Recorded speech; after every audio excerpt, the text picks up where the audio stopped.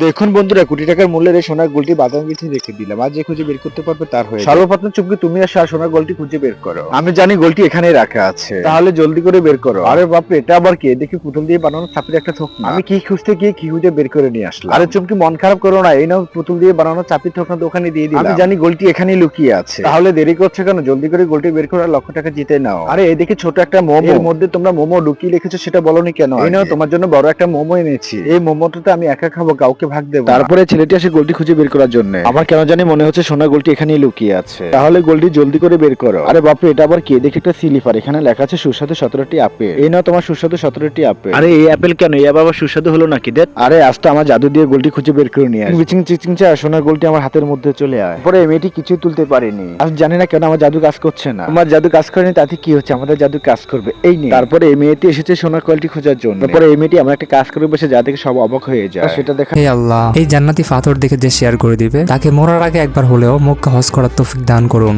তারপরে সত্যি মেয়েটি সোনার গোলটি খুঁজে পায় আর এই গেমের উইনার হয়ে যায়।